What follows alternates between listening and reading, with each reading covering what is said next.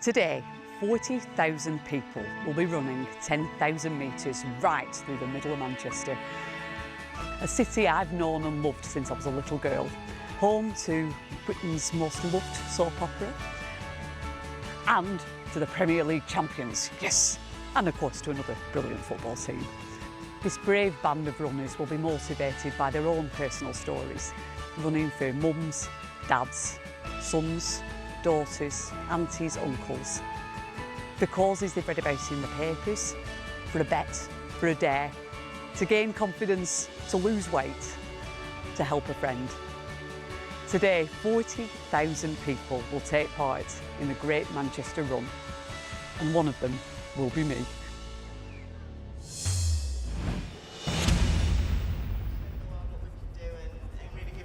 Yeah, the best of luck to Julie, the best of luck to everybody taking part today. And a very good morning to you at home, and slightly later than we anticipated, apologies for that. Welcome to our coverage of the Great Manchester Run. It's the biggest 10K in the UK. 250,000 people have done this since it first started back in 2003. And as you can see, there's a whole bunch more waiting to do it again today. 40,000, as Julie told us at the top of the programme. In amongst them, you'll find Olympic and world champions, world record holders, actors and actresses, footballers, first-timers, old pros, and Humphrey the Bear. And I tell you what, it's an incredibly hot day here today. I've heard 80 degrees Fahrenheit perhaps, and Humphrey will definitely be wishing that it was a little bit cooler. He's the mascot for the Royal Manchester Children's Hospital, one of the many charities that people are running for here today. And so since this race started back in 2003, a staggering £22 million has been raised for charity by this Great Manchester Run. An incredible array of charities represented here today. Cancer charities, children's charities, guide dogs for the blind, mountain rescue, charities that get kids reading, help refugees, provide education for kids in Africa, and the list goes on and on. And that really is what this event is all about. Thousands of runners with thousands of reasons to get up and run. And over the next 2.5 hours, we will be telling you some of their stories. And we'd love to hear from you too, so please do get in touch via social media. On the screen now, all the details you need to get in touch will be there, Facebook, Twitter, etc. And we'll be reading out and displaying some of those messages during the course of the programme. We'll also be hearing from Phil Jones and Denise Lewis, who are out and about on the course. And first of all, here's Phil with Julie Hesmanhouse. Yes, Jonathan, and what a familiar face Julie is to everyone here in the Northwest, and indeed the whole of the country. You played Hayley Cropper for so many years, but we saw the sad exit, the tragic exit. But was it 10 million plus watch that? Oh, I think so, yeah. I'm not sure of the exact figures, but yeah, it was a big one for Corrie, I think, yeah. So this city has a dear place in your heart, really. Oh, absolutely, and has done ever since I was a little girl, yeah. Well, this is the first time I've done the Manchester 10K, so it's a bit of an initiation, really. I feel like I'm not a proper mank until I've done this, so I'm here today. It's absolutely amazing atmosphere, beautiful day, as it always is, it seems, to the 10K, so really looking forward to it. And tell everybody at home who you're running for today. So I know it's a special story. It is a very special charity to me. It's a charity I'm patron of along with my husband Ian, and it's called Reuben's Retreat. And our friends and neighbours, Nicola and Mike, lost their little boy Reuben to a brain tumour 20 months ago. In the immediate aftermath of him dying, they set up a charity called Reuben's Retreat, hoping to build a kind of centre, a respite centre, a place where families with children with life-threatening illnesses can go and enjoy themselves and build memories and have a little bit of counselling, a little bit of fun. And they very recently found a building just 20 minutes outside Manchester that's going to be an incredible place. So we're fundraising now to do it up and make this beautiful place for families who've gone through similar things or are going through similar things to what they did. So what a fantastic cause, Julie. I know we're going to hear more on that story later on. You've done a lovely piece for us, so we look forward to that. Enjoy the race. We'll see you at the finish. Thank you. Wish me luck. And Reuben's Retreat are in force here today. They've got 250 runners, and among them are Rachel and Wendy. Hi. What's your connection to the charity? My connection to the charity is I personally knew Reuben, so when Reuben's Retreat was born, I knew then that I wanted to do something, but I didn't know what I could do to help. Not long after that, I started running at a local running club, did their beginners course, and since then I've done 10Ks, half marathons, and I'm now a coach at that club. So not only have I raised a lot of money, Reuben's Retreat has changed my life. And you and your family have raised a lot of money for the charity. Yes, we have. Through my husband's gallery, the Hawthorne Gallery, we've raised money through selling pictures, sausage and mash. We've raised over £12,000. My little girls at nursery have sold things at nursery, and I've done half marathons and 10Ks and as much as I possibly can to raise money for Ruben's Retreat. We're in it as a family, and we have been from the beginning. Have a good day. Thank you very much. Good luck. Thank you. Yeah, so lots of celebs running here today, lots of money being raised for charity again, but there are also some rather tasty elite races going on. Here's Phil Jones with a guide. I have to say congratulations on the performance at the London Marathon this year, a new course record. How you reflect back on that, how great an achievement was that for you? Yeah, I think it was really one of the best achievements for me because after the world record, it was my first marathon after the record, and to run in such a big crowd and that strong feel and winning in such a strong feel and running a course record in London really meant a lot for me. Congratulations on your marathon win in Paris. Actually, before I want to run faster, I planned to run faster than that time, but of course it was my first time marathon also. I don't have any experience before. I was happy, I was happy about it because it was a good time, and I had a good time there. I ran a good time, 2:5, and I also ran a good time in London, 2:4. So I think we are almost close to the same level. It will be a nice race and a very tough race because I think it's the first time for me to compete with him. Tell me first of all your memories of that fantastic win here last year. It was a very good race for me. The weather was good and it was an excellent win for me last year. 2002 was your last loss on a road race over 10K, so do you feel you have sort of ownership of this event? As you said, I haven't lost in the 10,000 and the 10K is a favourite of mine, and tomorrow I hope to run a good race.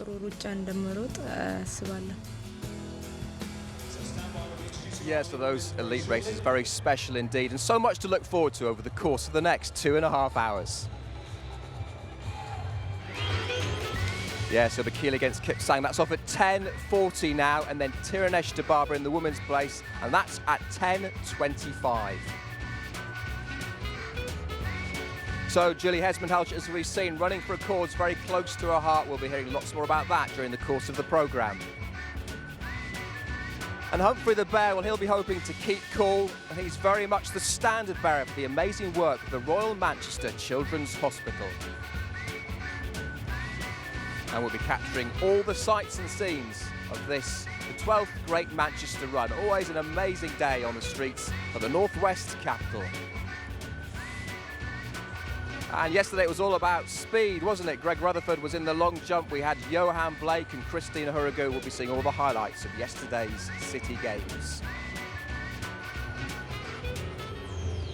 So the women are about to start. As I say, a little later than advertised, so it's time to say good morning to Paula Radcliffe, Andrew Cotter, and first of all, Steve Cram.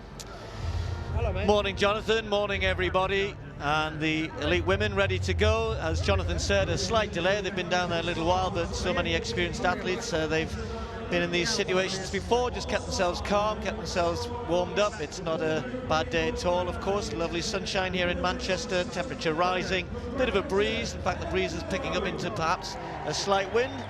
And let's just see some of our main contenders here. Helen Clitheroe, winner here, of course, in 2011.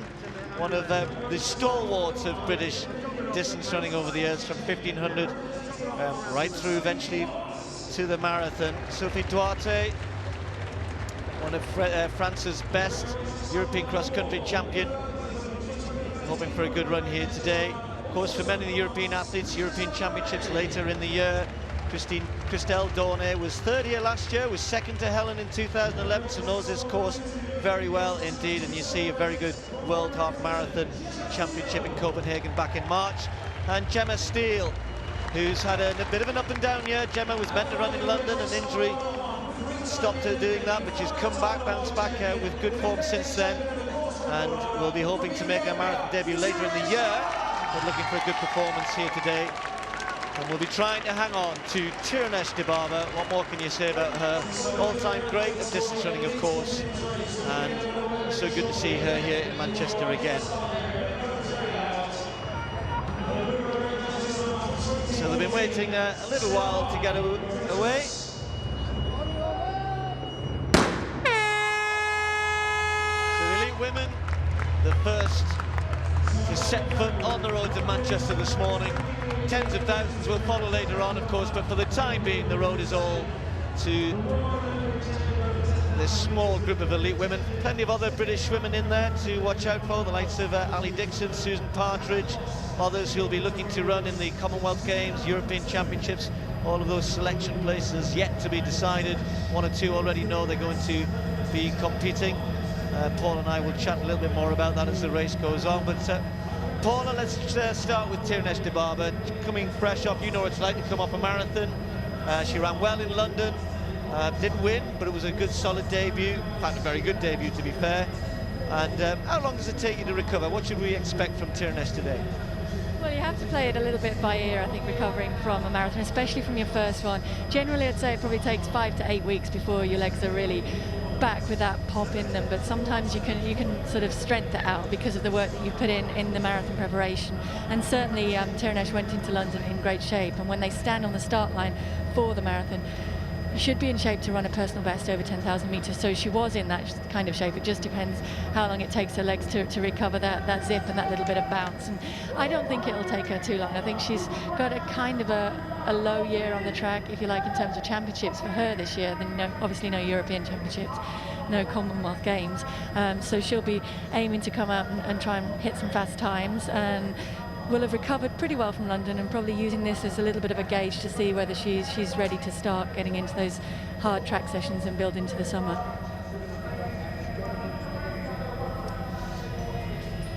Well, you can see there that they are already making swift progress. They basically head out towards the Salford area, past Old Trafford, of course. That's around about just halfway when they turn back, again past Old Trafford.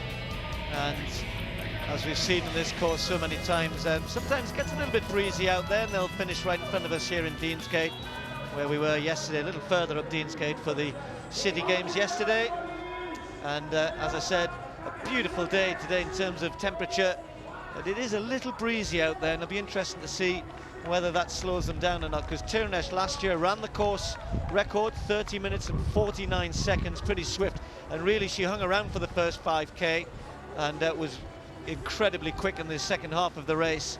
But so far this morning they've started pretty quickly. You can see, I remember last year there was a bit of a group for quite a while. Gemma Steele trying to hang on to this fast early pace, Paula, but going out with real intent here.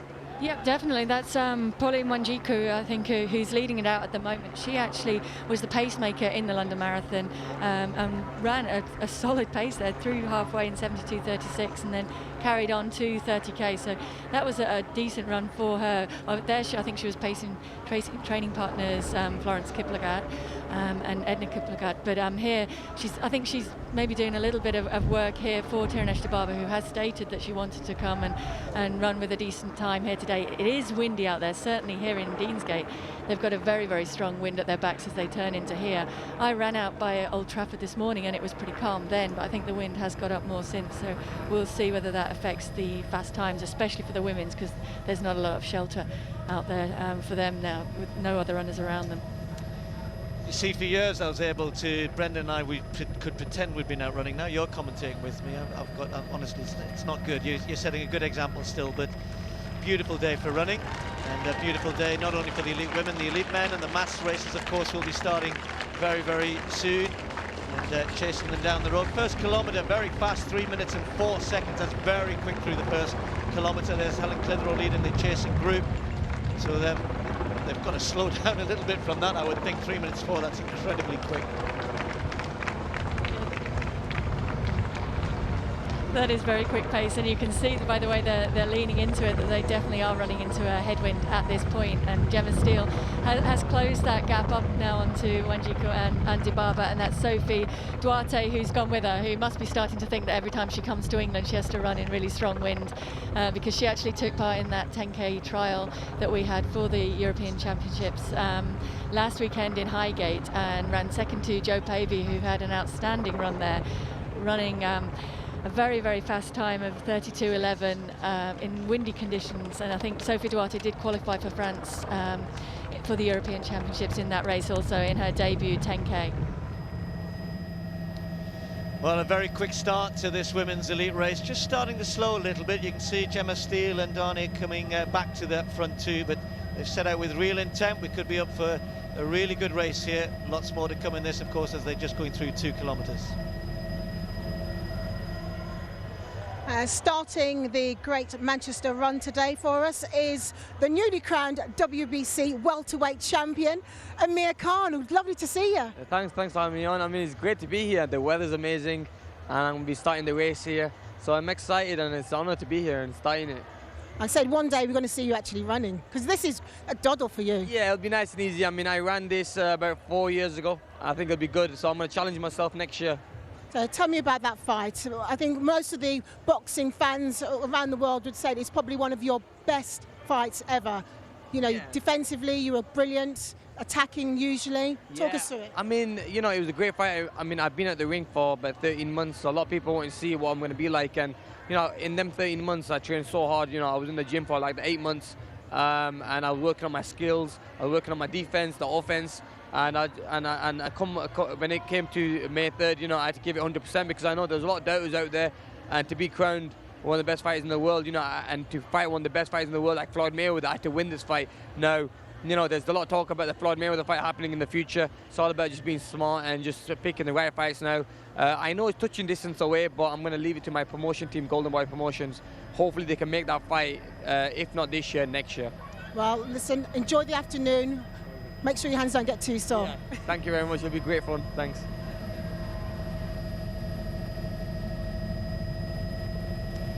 Well, that gap's already growing again. It looked as though they were coming back to the front two, but Dibaba has gone alongside Wanjiku, and that means that the pace is being forced along. Look at that, 3:06 for the second kilometre. This is super fast. And if you remember that last year that Dibaba ran so well in the second half of the race, well, if she can keep this sort of pace going, we could be up for something really special here. Of course, the wind is going to be a factor. And Paula, you were out at 7:30, and I know the wind's picked up since then. So just try and give us an indication. Is it with them at the minute or against them? Or just trying to work out, because yesterday the wind was blowing in the same direction, and it was quite windy when I went out yesterday evening, and then coming back from Old Trafford the wind was behind you, and it was quite nice. And certainly now, looking as they turn into Deansgate, it is behind them. So I think they're running into the wind now, and they're going to have the wind at their backs more in the second half. Gemma Steele on her own at the moment in 3rd place. Christelle Dornay just not able to stay with this. This is a really quick pace already, and even Gemma's running at a fast pace. Gemma's quickest time is 31:36, that was last year. But look at Dibaba already, and Wanjiku, whatever her race plan was, and you could think that maybe Wanjiku was thinking Dibaba's going to be tired, she won't be maybe up for this, I'll go out hard and test her. Well, there's your answer. I mean, Dibaba looks fully recovered from that marathon to me. I mean, I think she crossed the line there, and obviously the fatigue of the marathon hit her in London, and she probably was regretting a little bit maybe going back for that drinks bottle, and did it cost her one of the top 2 places.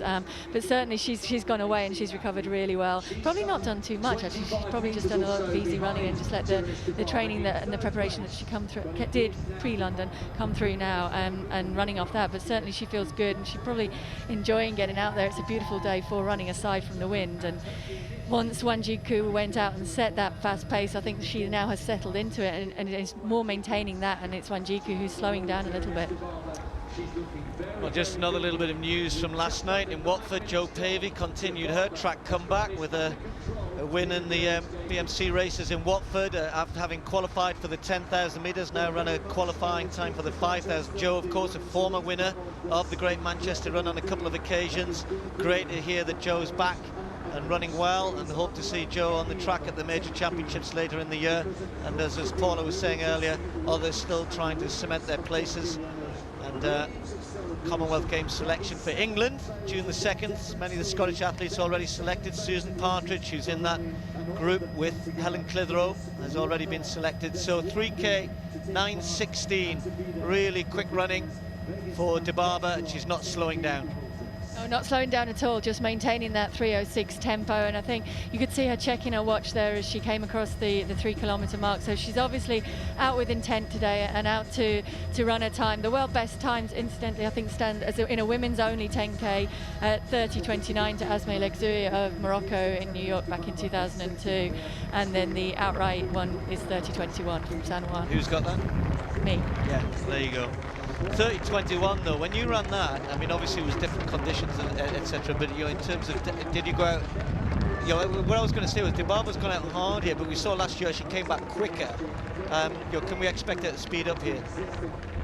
When I ran it, I went out and died a little bit in the second half. It was I ran in a mixed race in San Juan, pretty hot and very windy that day, but I think I went through 14:48 at halfway, so did slow down a little bit in the second half, despite the fact that I did think I was catching Paul Turgat towards the end, although it wasn't him, it just looked like him. 13 minutes, 29 seconds. So last year, but the easier way to run is definitely to come back faster in the second half, I think, and she's very capable of doing that. And as we've discussed, I think she will have that win behind her now. As we see now, Gemma has dropped back in to run with Christelle Dornay, who has a lot of experience, and a lot of experience here too with that second and third place here in the past.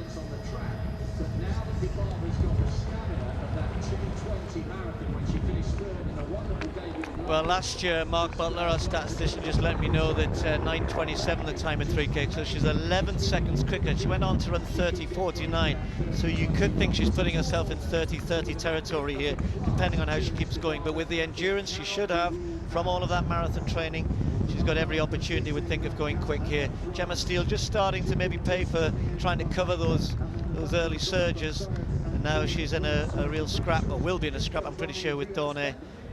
Maybe not for third, because they could well pull in Wanjiku a little bit later. But at the moment, Tirunesh Dibaba has it all to herself. Kenya's Olympic bronze medalist Wilson Kipsang is the marathon world record holder, and twice he's won the London Marathon, including last month when he set a new course record. Ethiopia's Kenenisa Bekele is one of the athletics greats. 3 times an Olympic champion, last month he made his marathon debut with victory in Paris.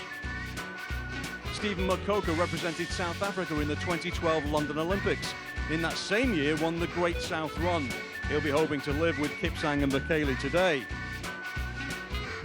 Ayad Lamdasem runs for Spain. He's twice been a silver medalist in the European Cross Country Championships and was a top 10 finisher in last year's London Marathon.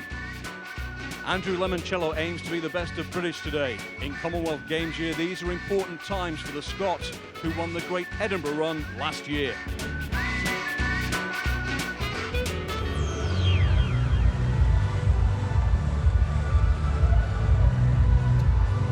Well, wonderful sight at the start.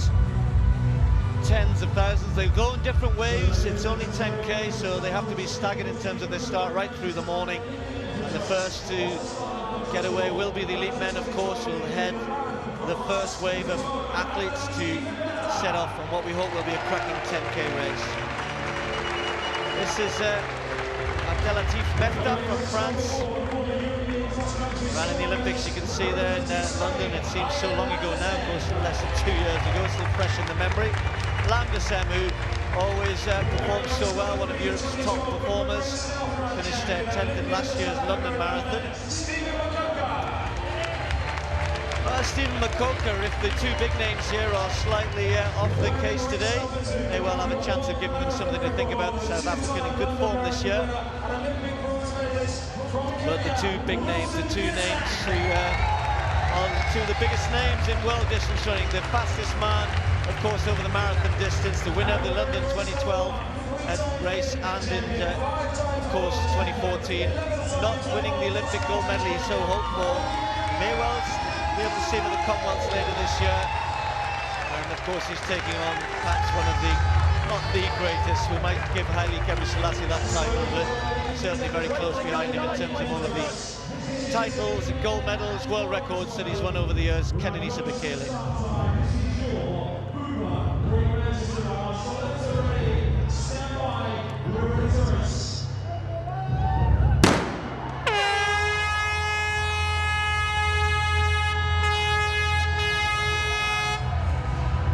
So the world's greatest at the front, and then all of those following behind who've come to enjoy one of the great spectacles and one of the great occasions that the city of Manchester has to offer. This event has grown and grown and grown. The Commonwealth Games back in 2002 provided the impetus for this event, and it's just got bigger and bigger and bigger.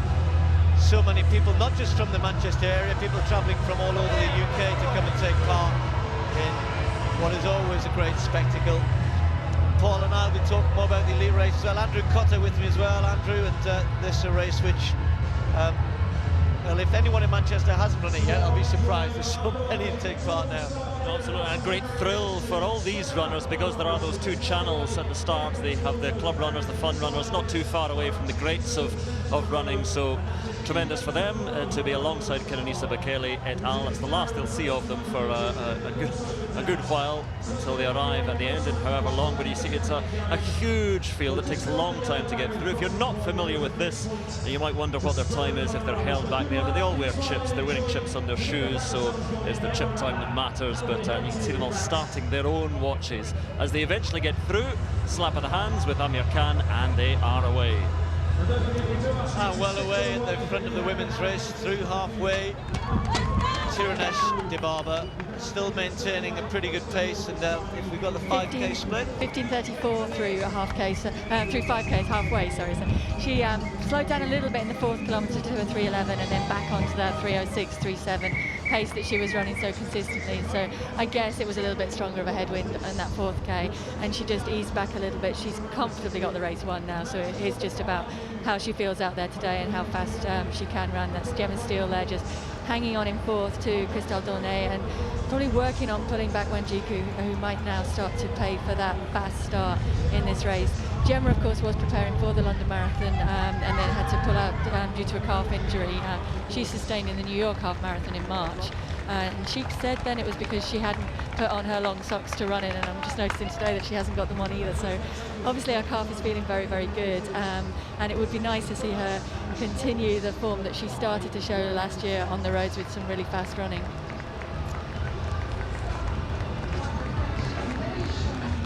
well, it's a big lead, and I think you're right. Wanjiku paid for maybe going a little bit hard, and maybe Gemma and Dornay as well. They were well under 32-minute pace the first 2-3 kilometres, and have settled down now. They went through halfway in just over 16 minutes, and then about another 20 seconds behind them as a group including Helen Clitheroe and Susan Partridge. Ali Dixon a little further back. Real interest in this men's race though. Kipsang against Bekele, the marathon, well, the best in the world at the moment, undoubtedly the best in the world. But of course Bekele running his first marathon the week before London in Paris. Great debut, 2:5. Unlike Mo Farah, he went for a race with where he could just run at his own pace, not have to worry about the opposition. Paid off for him. You know, perhaps the right tactic to do. Really good, strong performance from Bekele. Ran much of the latter part on his own, looked good. And of course, the question for him now is, you know, what does that mean? Does that mean we're going to see him in the marathon in Rio? I think there's probably every opportunity that may happen. I think so. I mean, I think if you look at it, very definitely Kenenisa Bekele measures himself off and wants to try and get ahead and beat everything that the great Haile Gebrselassie has done. And of course, Haile did go out there and set world records in the past in the marathon, and I think Kenenisa really believes that he can do that. He chose to go into Paris where he could run a little bit of a quieter race, certainly in comparison to the London race that Mo went into, and run it on his own terms. And I think the advantage for him there was that when he did hit his rough patch in the marathon, which everybody does at some point, but the difference was he was on his own and he was able to drop it back just a little bit and recover from the hamstring cramps that he was getting and get back on top of it, and then still run the course record there. Mo, I think did he have much choice? He had to really go in and run London. I think when you grow up in the UK, the London Marathon is the one that you want to start in and the one that you want to run in. So I think he did make the right decision, but for Kenenisa, certainly the race panned out a little bit easier, and I think he will recover from that better and get more of a confidence boost from that, and we'll see him come here today back into familiar territory over 10,000 metres with Kipsang now a little bit riled by the fact that he said that he's after his world record and he won't want to lose too much ground to him today. And there's still a world of difference between 2.5 and 2.3, isn't there? You know, I mean, I know it doesn't sound very much. If you're trying to knock a minute off your own marathon PB, you'd think, well, I'd be happy to knock 10 minutes off. Well, at that level, a minute is a lot, and it's all about, you know, the pace of the race. But what's interesting for me really is less that, it's more about the fact that Rio, you know, you don't have pacemakers, conditions.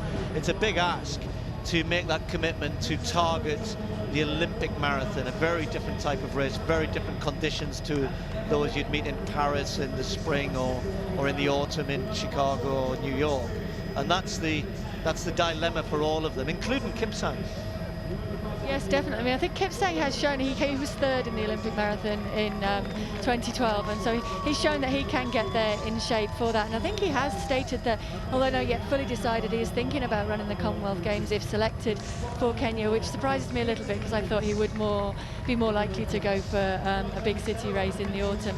But no, he's very much targeting now championships. And for Bekele, yes, it's different to run a marathon in the championships as opposed to the 10K where you can come over to Europe and race a lot more and prepare a lot more. I think one factor you'd have to consider is it not the rainy season in Ethiopia in the build-up to championships, so that would make the preparation a little bit harder. Nick McCormack's doing well to put himself up there.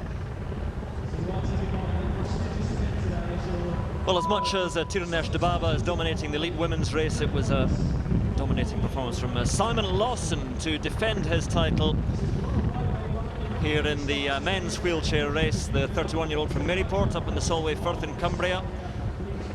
It's an upslope to finish here at the start of Deansgate, but it was a comfortable win for Simon Lawson, really ridden second wheelchair racer behind David Weir across the line, slightly down on his time of last year, but an emphatic victory for Simon Lawson. The only question remaining is how much time. Familiar faces today here at the Great Manchester Run. Here's one that all the Manchester United fans know so well, Phil Neville. It still seems weird referring you to as an ex-footballer, ex-Everton, ex-Manchester United, I was about to say, turned to coaching and now to running today. Yeah, I'm a year ago today I obviously retired, and the minute I retired I wanted to do more of these types of runs. I run in this one about 4 years ago and really enjoyed it, but I had to walk around because I was during season, so today I can give it a good run, good blast, and have some fun and raise lots of money along the way. I know you're raising money for a cause that's very dear to your heart. Can you explain to the viewers at home just why? Well, it's the Royal Manchester Children's Hospital. It's a hospital where both my children were born in, and my daughter was very sick in the hospital when she was born 10 years ago. So we've been associated with the charity for a long time now, raising money for the hospital to, you know, keep equipment improving and the standards of the hospital improving all the time. So it's something that I love being involved in, and it's days like today that make it all worthwhile. I know there's a whole team of you running today as well. You're going to wear the familiar lime green colours everyone will